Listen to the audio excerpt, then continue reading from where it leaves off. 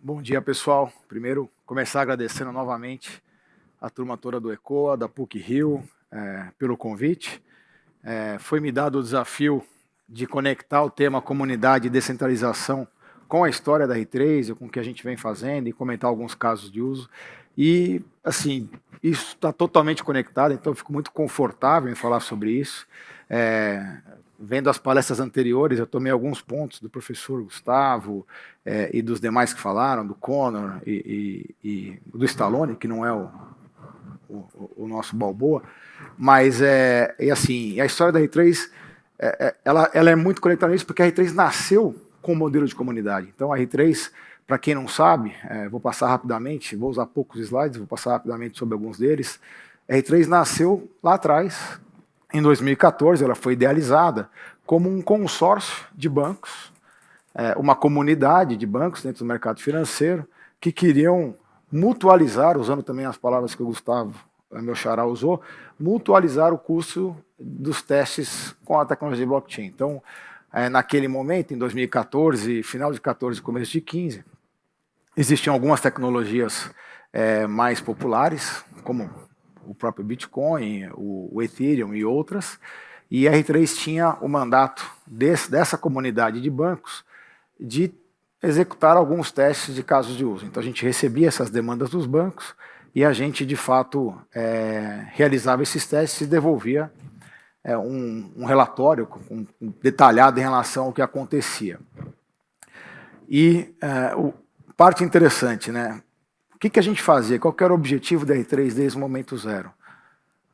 A gente descobriu que, usando a tecnologia de blockchain, usando o conceito de distribuição e usando o conceito de comunidade, a gente conseguiria, de fato, acelerar a confiança digital aí e direcionar a colaboração entre participantes de indústrias reguladas. E aí foi uma opção que a R3 tomou no momento zero, de trabalhar sempre do lado do mundo regulado, do mercado regulado, com produtos regulados, e a gente sempre teve como uma grande inspiração um mundo não regulado, que aí vai criptos e afins. Então, a gente teve como uma inspiração de tecnologia na questão de auditoria, distribuição, transparência, o modelo de negócio, mas a opção, como a gente nasceu dentro de uma indústria que é altamente regulada e que tem que seguir ali uma série de requisitos funcionais de segurança, a gente optou por focar os nossos esforços no conceito de comunidade, no conceito de distribuição, mas dentro de um mundo regulado. Então, e acelerar, por tecnologia, trazer confiança para esse processo.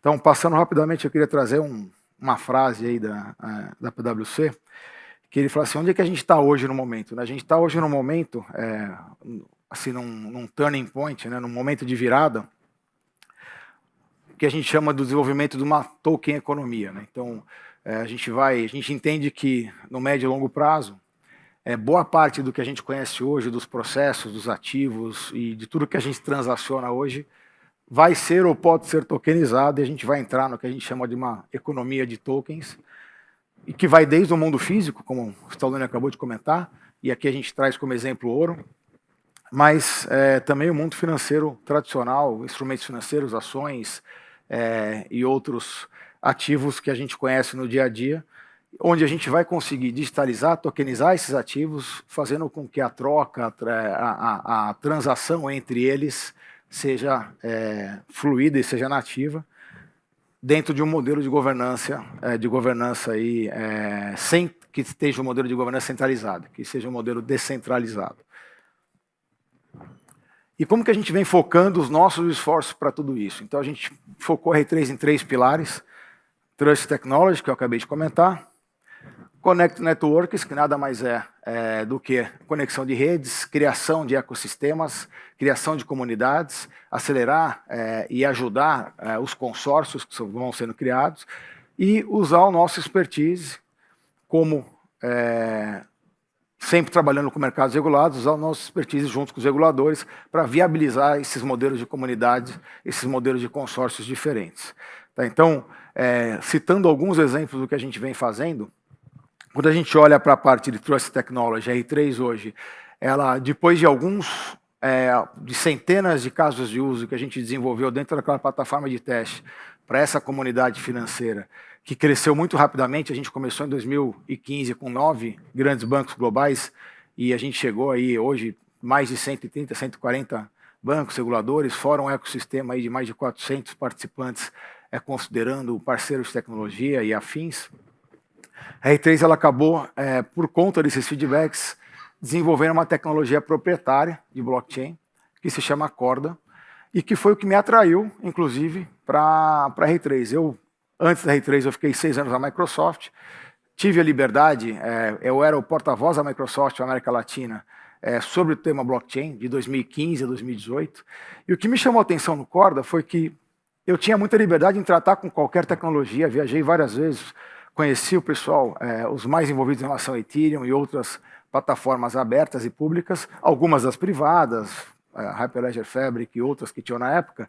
E o que me chamou a atenção é que a R3 ela criou uma tecnologia a partir, no caminho inverso das demais, a partir do feedback, dos comentários que ela recebeu dos clientes que faziam os testes junto com ela, em cima de demandas de negócio, para que de fato se pudesse usar no mundo real a tecnologia em produção, e ela foi lá e desenvolveu uma tecnologia endereçando esses temas, endereçando esses requisitos funcionais. Então, era a primeira tecnologia que eu via, dentro da minha função, que nascia do negócio, das necessidades de negócio do mercado do mundo real, para a tecnologia e não de uma tecnologia para depois ir para o mercado desenvolver ou tentar solucionar alguns problemas.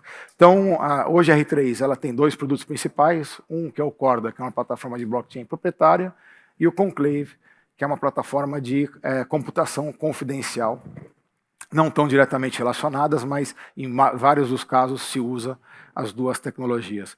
Do lado de redes conectadas, a gente tem N exemplos de consórcios que foram criados em indústrias específicas e alguns clientes trabalhando nisso. Então, a gente tem, por exemplo, as infraestruturas de mercado, bolsas de valores, reguladores, registradoras, parceiros de tecnologia, consórcios, por exemplo, de trade finance, onde você tem mais de 50 bancos no mundo inteiro conectados e mais de 100 corporações recebendo benefícios comuns dessa comunidade que foi criada em torno de um ecossistema, em torno de um modelo de negócio específico.